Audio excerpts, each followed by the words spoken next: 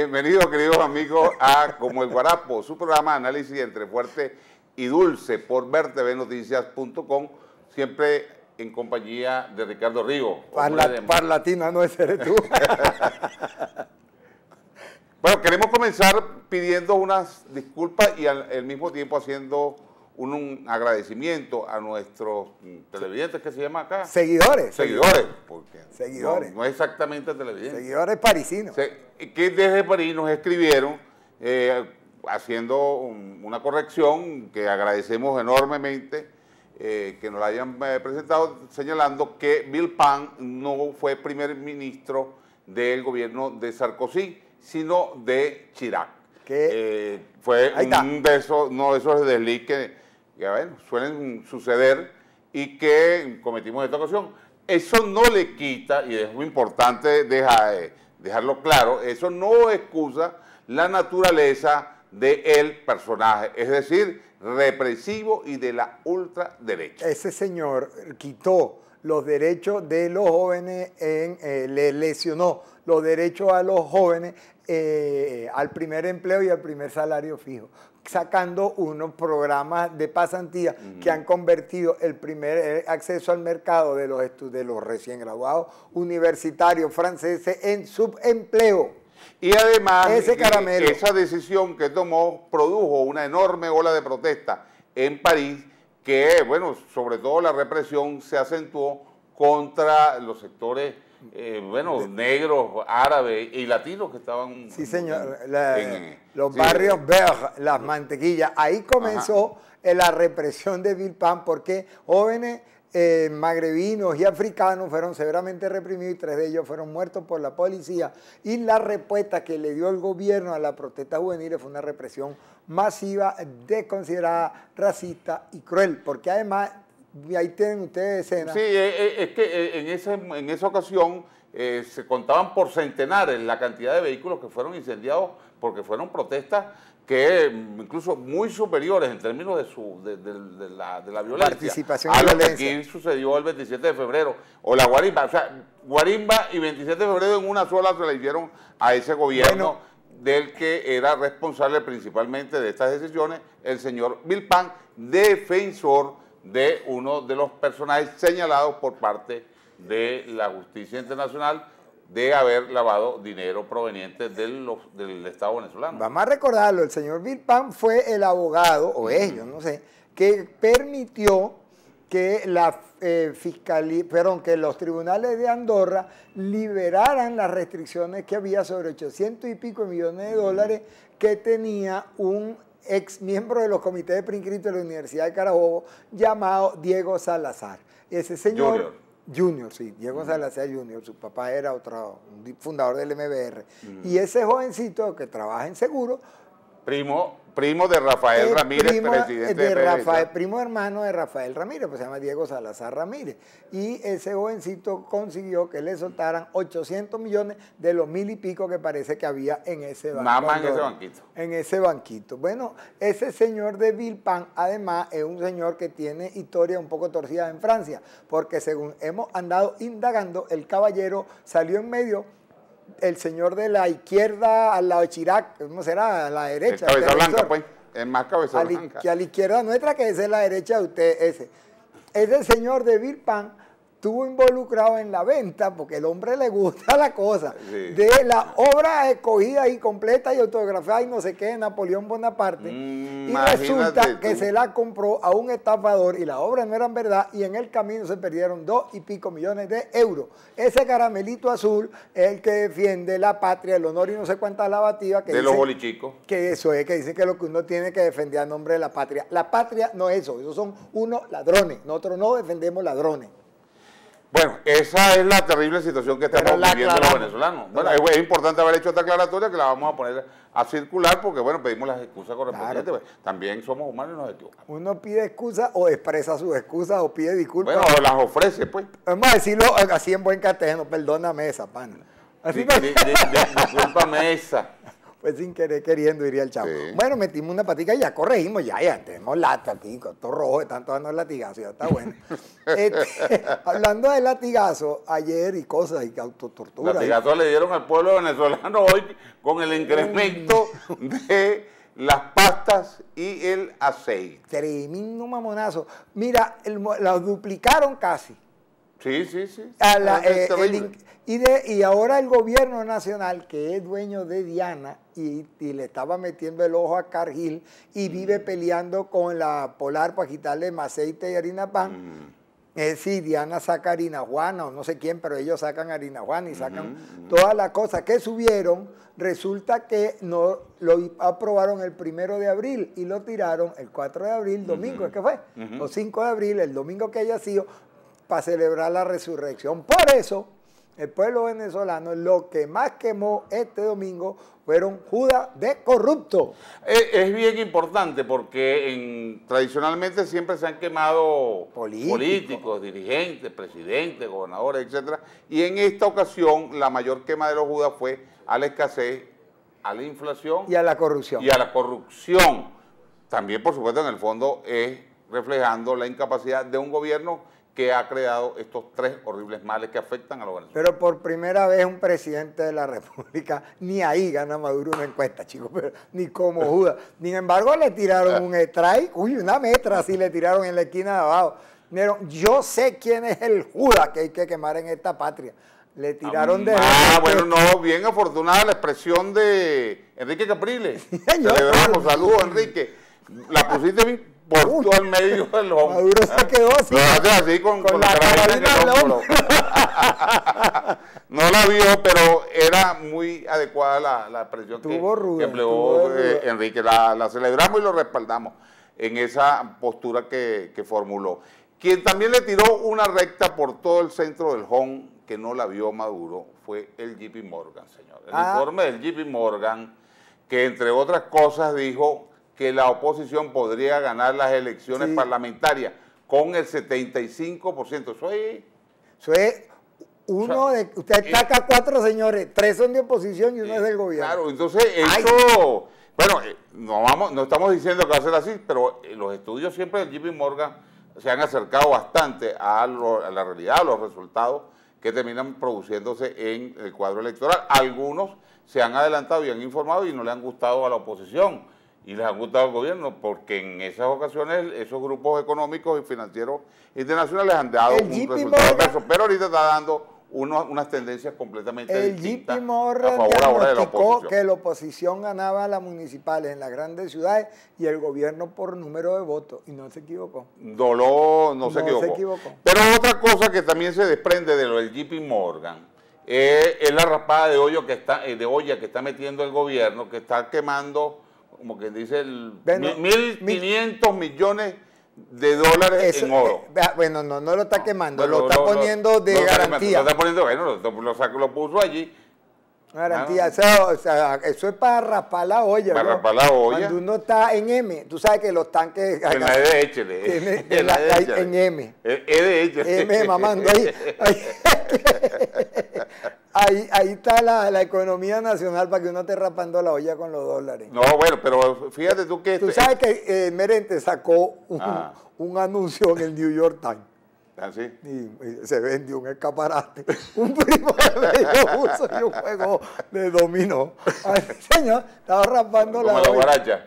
Un merengue caraqueño. Y el catre, llama el catre. El catre yo no lo vendo. Entonces salió merengue ahí. Pero bueno, lo del JP Morgan llama mucho la atención porque es un organismo que siempre está allí pendiente de este tipo de cosas. Pero un detalle importante. ¿Por qué esta raspada de olla? Esta raspada de olla no es para resolver el problema de los venezolanos. Es decir, no es para garantizar abastecimiento y resolver problemas que mitiguen el hambre y las necesidades del pueblo, sino por el contrario, es para resolver el pago de la deuda externa. Es decir, para pagarle a los banqueros, a los ricos que están ahí en el JP Morgan, y el JP Morgan, por supuesto, hace así. Los riqueros es un nombre que deberíamos acuñar. Los riqueros, ese que te salió. Suena bien. Sonó bueno, anótalo por allá. Por ejemplo, nada, esos riqueros, papá. Ay, señor. No, nada. Esos son los que van a recibir los billeticos.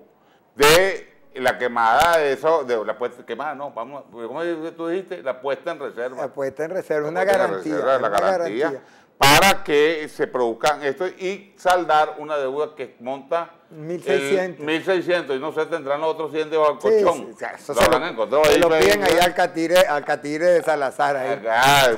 Tonto, pásame 100 para emparejar. Para emparejar y toma ahí, bueno, y completa y paga. Y paga y queda eso tranquilo. Eso es bien importante porque también revela que el gobierno nacional le tiene muchísimo miedo a la posibilidad de caer o entrar en un default, en un impago, que tendría serias implicaciones en materia del propio movimiento económico y político venezolano. Un datico de JP Morgan. Cuando JP Morgan sacó los datos y anunció la caída de los precios de la deuda externa venezolana, vino acompañado de una oferta de un pocotón de bonos de la deuda externa, de la deuda pública venezolana que sacó el Banco Central.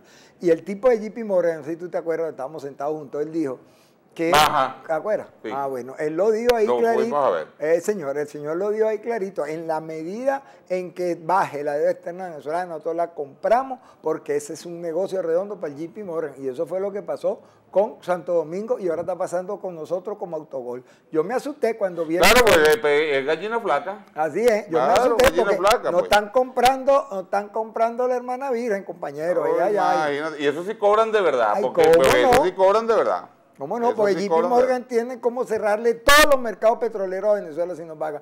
Imperialistas, desgraciados. Ellos fundaron la Federal Reserve, la fundó JP Morgan, para que sepamos de quién hablamos, porque la Reserva Federal no es el Banco Central Americano, es un banco privado.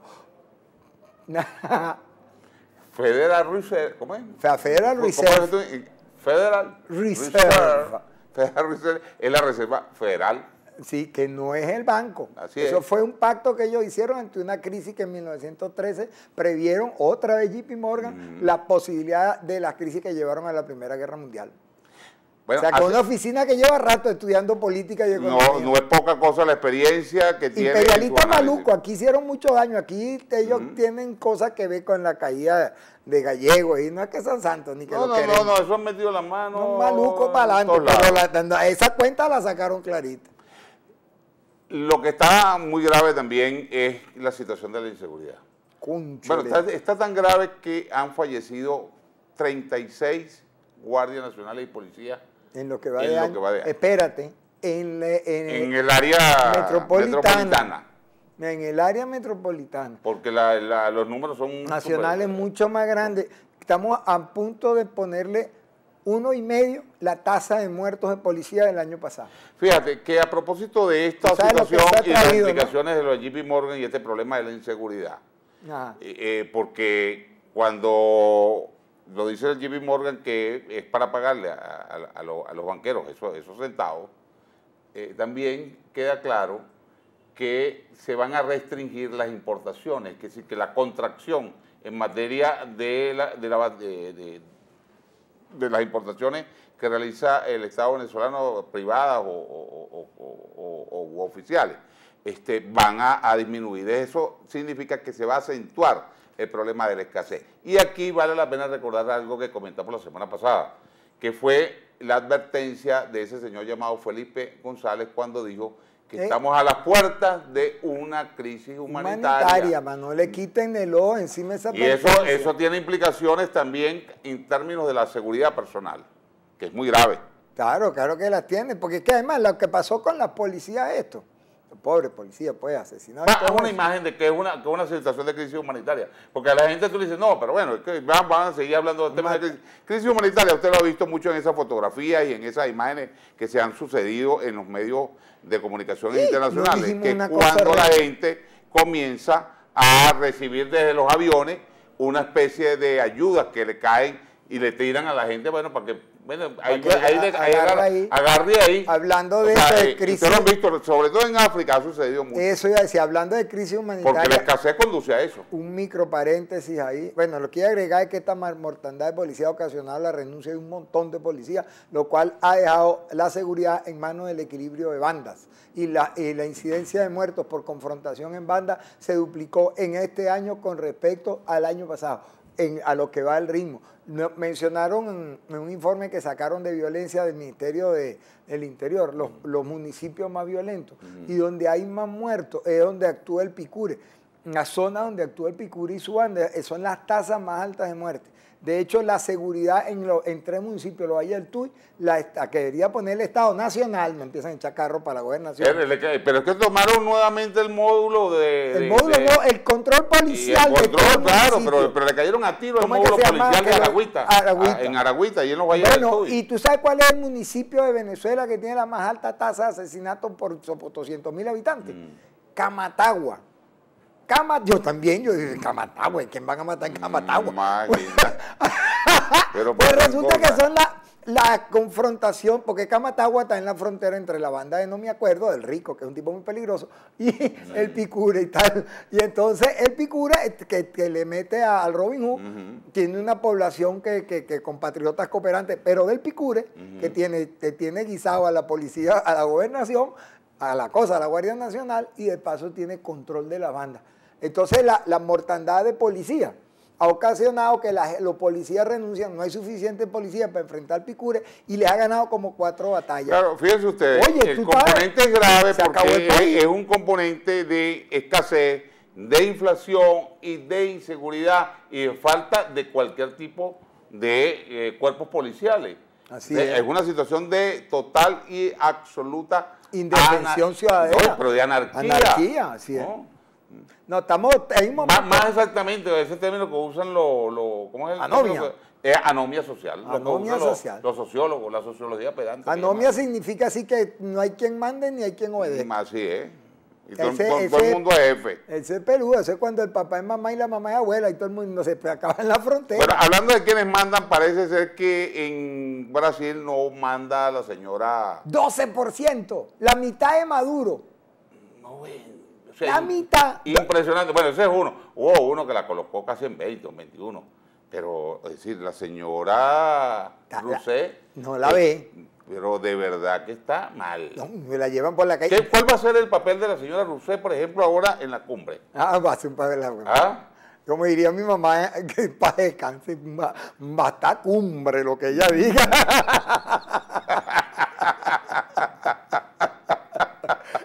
¿Qué va a decir? No, de verdad, esto llama muchísimo la atención porque el gran país, pues América Latina, en sus dimensiones... Ya no salpicó. No salpicó porque una cosa que termina en UTP, UTCU, todo lo que sea, tribunal, algo único.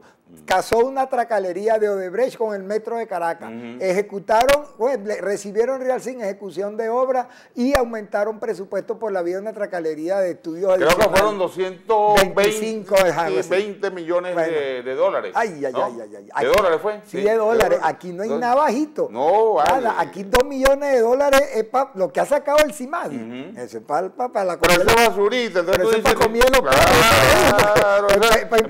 maíz para los pericos. Pero de verdad, mire, es esto. Esta cosa gruesa. Oye, bueno, lo cierto, ya que tocaste lo de la cumbre, que la cumbre va a tener un elemento, tiene varios elementos interesantes. Ya se saludaron Obama y Raúl Castro como ese. Ahí, bueno, vaya, nada cariñoso. Pero además me llamó la atención. Dicen que está haciendo Raúl el lobby para que Maduro tenga un... chamo, así es. Como Obama, y parece que Obama dice que no. No, pero coge este dato. ¿Usted se imagina a Fidel Castro diciendo, hay regímenes que atentan contra Cuba? No, Fidel Castro decía, el maldito imperialismo norteamericano con todas sus letras. Raúl dijo, aquellos regímenes que pretendan molestar a América Latina, les advertimos que Cuba no está de acuerdo. Mira cómo lo trató. Ajá, ay, Maduro. Sí, planeó ahí. Pero como una ama. Sí, señor, una Verónica le tiró. Una Verónica le tiró. Porque la gente no se va a estar metiendo a estar defendiendo cosas hacia los locos. Claro, porque es que este gobiernito, el gobierno nacional tiene varias patas hinchadas allá afuera, todo el mundo se la ve, todo el mundo la conoce, y esto con la fulana hegemonía comunicacional pretenden taparla, pero aquí hay una situación de derechos humanos bien severa, que, bueno, tocaremos esa oportunidad, mañana será, ¿verdad? Porque hoy se nos acabó. Sí, no, y además no olvidemos que Obama a lo mejor tiene guardada alguna sorpresita para esa cumbre. Farías José Luis, @ Farías José Luis. @ R Ricardo Río 1. Chao. Chao, pues hasta mañana.